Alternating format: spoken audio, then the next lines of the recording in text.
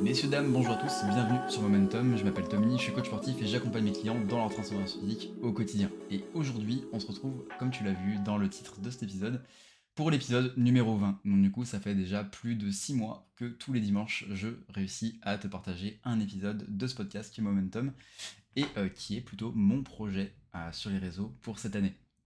Donc je t'avoue que je suis pas peu fier d'avoir réussi à garder ce rythme de parution, et pour aller directement dans le creux, dans le cœur de ce sujet, pour aujourd'hui, on va avoir un épisode qui va être absolument pas technique, mais ça va être surtout un retour d'expérience par rapport à mon activité et à tout simplement mon parcours en tant que coach sportif. L'objectif aujourd'hui, ça va être de te présenter comment j'ai restructuré mon activité au fil des années, comment j'ai réussi à récupérer un peu plus d'équilibre, un peu plus d'épanouissement et surtout plus de respect envers moi-même. Donc pour te peindre un petit peu le tableau de comment j'arrivais à gérer mon activité au tout début, donc du coup il y a maintenant 5 ans, si je te dis pas de bêtises, on va fêter les 5 ans en octobre.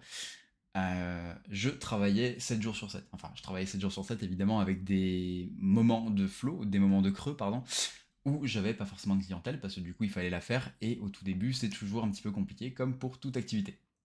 Donc du coup, j'essayais de trouver des personnes, et je travaillais évidemment au moment où on me proposait de bosser. Donc du coup, c'était souvent les samedis, les dimanches, matin surtout, et généralement les jours fériés. Donc du coup, autant dire que niveau côté vie privée, c'était pas non plus terrible parce qu'il a fallu réussir à jouer avec ce planning. Par rapport à ça aussi, j'acceptais un peu des clients qui négociaient les tarifs. Donc c'était pas rare que je fasse des réductions exceptionnelles pour gérer un petit peu tous les abonnements que je pouvais générer au début d'activité. Au niveau de la mentalité, je t'avoue que j'essayais de faire mes preuves constamment. Donc du coup, j'allais accepter les clients, j'essayais de donner à fond tout le temps, systématiquement, pour être ce coach qui est assez compréhensif et qui arrive à amener ses clients d'un point A vers un point B.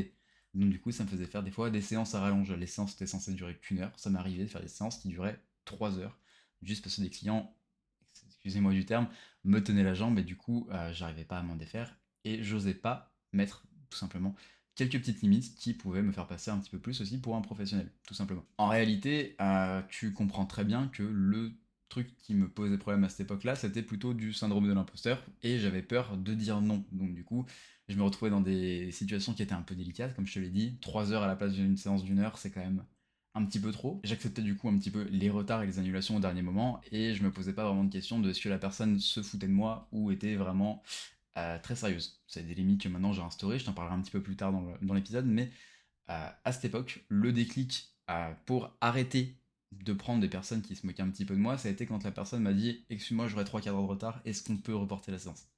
Évidemment, cette fois-ci, pour une fois, j'ai tapé du poing sur la table et j'ai dit non, et cette personne n'est plus jamais arrivée en retard.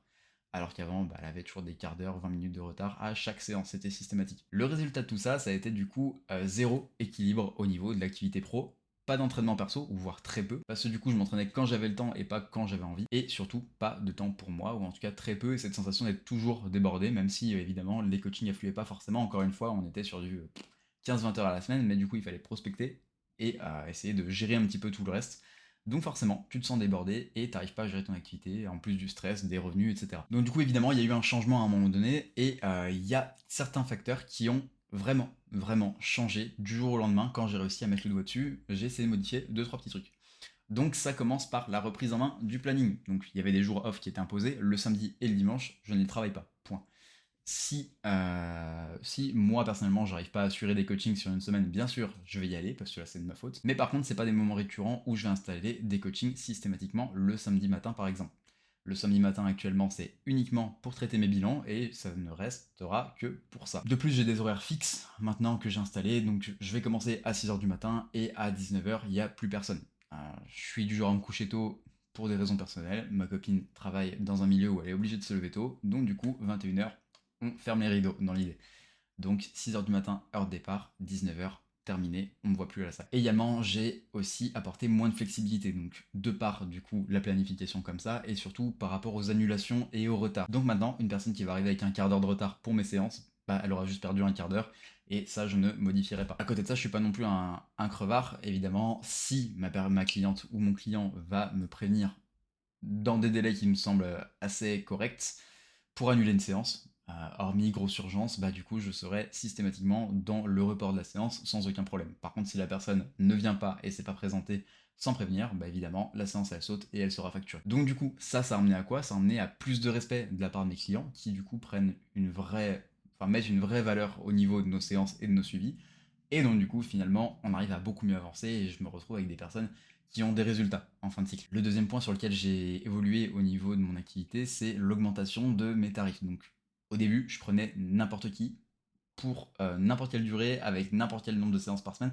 Je prenais tout et j'étais pas en capacité de trier ma clientèle, tout simplement. Maintenant, j'essaie d'avoir moins de volume et surtout plus d'implication, que ce soit de ma part ou de la part des clients. Donc maintenant, j'essaie d'avoir des clients qui vont être plus investis, plus sérieux, donc du coup qui n'auront pas peur de chiffrer tout ça. Et de mon côté, évidemment, j'ai essayé de fournir des prestations qui sont de meilleure qualité. Donc j'ai mis en place plusieurs choses que je t'expliquerai encore une fois après, qui me permettent de suivre mes clients de manière quotidienne, hebdomadaire, mensuelle. Normalement, on fait l'entonnoir dans l'autre sens, mais c'est pas grave. Mais t'as compris un petit peu pour essayer d'étayer vraiment le suivi au maximum. Donc le résultat là-dessus, ça a été d'avoir beaucoup moins d'annulations, comme je l'ai dit, et une communication qui a été beaucoup plus élevée, avec et plus qualitative, avec des retours construits avec mes clients. Donc là où avant, quand j'avais une séance, enfin une journée à 6-8 coaching, tu pouvais être rassuré que au final, j'allais en faire que 2 ou 3 parce que les personnes allaient juste annuler au dernier moment et pas se présenter. Parce que mal de ventre, problème de transport, problème de quoi que ce soit, ou juste aujourd'hui, je le sens pas, en fait. Donc du coup, j'ai eu beaucoup de profils comme ça qui pouvaient un petit peu être problématiques sur la consistance au niveau des. Enfin, sur la constance, pardon, au niveau des coachings et le fait d'avoir augmenté ces tarifs, du coup il y a beaucoup moins de négociations, il y a beaucoup plus d'implications et truc tout bête, les personnes ne mentent pas et font ce que je leur demande de faire et comme ça on peut construire un vrai écosystème pour essayer d'avancer vers leur objectif. Troisième chose que j'ai améliorée, ça a été l'intégration d'une application de suivi. Au tout début de mon activité, évidemment, j'avais pas la possibilité et les moyens financiers d'inclure tout simplement une application de suivi qui allait me coûter, je sais pas, 60-70 € par mois pour instaurer les programmes, etc. sur une application et sur une plateforme qui allait être un petit peu plus ergonomique. Donc ce que je faisais, c'est que j'allais sur Word ou sur Excel en tout cas, que je faisais des tableaux et que j'essayais de leur envoyer comme ça. Donc du coup, je l'envoyais en PDF et eux, ils me renvoyaient des captures d'écran de ce qu'ils avaient fait et j'essayais de faire ça de manière manuelle. Le problème, c'est que du coup, t'es confronté à déjà beaucoup plus de temps pour faire un programme, parce que forcément c'est beaucoup moins ergonomique, t'as beaucoup moins de presets pour pouvoir créer ton programme. Derrière, il faut que que tes coachés soient beaucoup plus enclins à faire les choses, parce que du coup, il va falloir prendre un bloc-notes ou prendre quoi que ce soit pour noter, faire une capture d'écran, l'envoyer au coach, et ça de manière quotidienne ou en tout cas à chaque séance. Donc ça, pareil. Maintenant, je travaille sur une application qui s'appelle XFIT, donc en gros, c'est un journal d'entraînement qui va être en ligne et commun. Donc du coup, la personne va remplir, enfin, en tout cas, je vais faire un programme à la personne, la personne va remplir la fiche d'entraînement que je vais recevoir et du coup je vais pouvoir faire un cycle comme ça où je vais renvoyer des objectifs de manière hebdomadaire. Donc, du coup c'est ce que je te parlais sur ma planification le samedi. Je relis tout ça et j'envoie toutes les modifications à mes clients. Évidemment du coup le suivi est beaucoup plus qualitatif parce que j'ai toutes les valeurs d'entraînement, parce que dans tous les cas s'ils y vont ils sont obligés de le noter pour valider la séance. Donc, au moins ça c'est clair, c'est net, ils sont obligés d'avoir le programme là-dessus, ils le remplissent, terminé, et puis moi je reçois tout ça. Ça fait un gain de temps pour eux, pour moi, et évidemment, c'est beaucoup plus classe et c'est beaucoup plus professionnel parce que niveau ergonomie, c'est beaucoup mieux. Autre point sur lequel je me suis amélioré, c'est la replanification de mes entraînements. Donc maintenant, mes entraînements, c'est pas devenu un moment alloué à moi quand il y a un petit trou dans la journée, c'est uniquement un créneau que je vais prendre avec moi-même, enfin en tout cas avec un ami, en l'occurrence, je m'entraîne pas tout seul, ou du coup, qui sera alloué. Je te dis pas que c'est fixe dans la semaine, que ça va être toujours le même horaire, mais en tout cas, je vais essayer de planifier à l'avance, ne serait-ce que sur la semaine, pour avoir mes plannings d'entraînement et pouvoir avoir 1 heure et demie par jour pour m'entraîner. Maintenant, ça, c'est un truc qui est pas négociable. Si je m'entraîne pas, évidemment, je vais pas prendre de personnes à ce moment-là.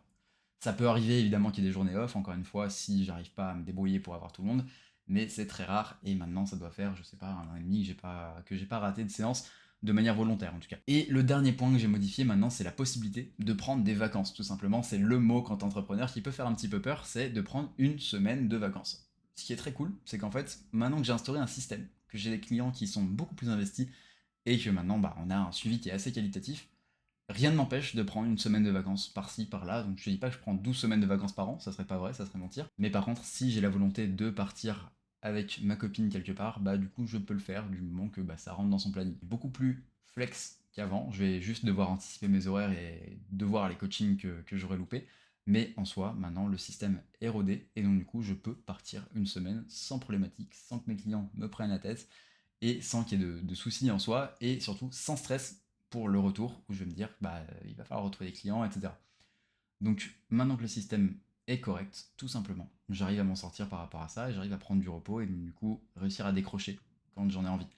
Là par exemple, tu vois, ça fait 2 semaines que je suis rentré de vacances, tu l'as pas vu non plus, parce que niveau programmation de poste aussi, j'ai été un peu plus efficace, j'ai essayé de batch cooker un petit peu, on n'est pas à flux tendu comme aujourd'hui, où j'enregistre le mardi 24 pour le dimanche, mais de manière générale, j'essaie d'anticiper un petit peu tout ça pour être tranquille pour la suite et tout simplement pouvoir prendre mes vacances et avoir un retour qui est calme et lisse. Donc concrètement, ce que j'ai gagné aujourd'hui, c'est plus de clarté et d'équilibre au quotidien. Donc je suis beaucoup plus tranquille, tout simplement, je sais où je vais, je sais ce qui se passe, je sais à peu près tout. Et donc du coup, c'est beaucoup plus simple à vivre de manière quotidienne. Également, tu l'auras compris, ça va être le suivi de mes clients qui est de meilleure qualité, parce que du coup, je suis plus investi parce que j'ai pas l'impression de bosser pour que dalle, et eux, évidemment, ils ont un bien meilleur intérêt pour les prestations, tout simplement, de par tout ce que j'ai pu t'expliquer auparavant. Donc, la mise en place de l'application, l'augmentation des tarifs qui, du coup, privilégie un petit peu ces personnes, et donc, du coup, je suis 100% avec eux. De plus, ça a aussi instauré un vrai respect mutuel avec eux. J'essaie d'avoir une relation qui est relativement proche de mes clients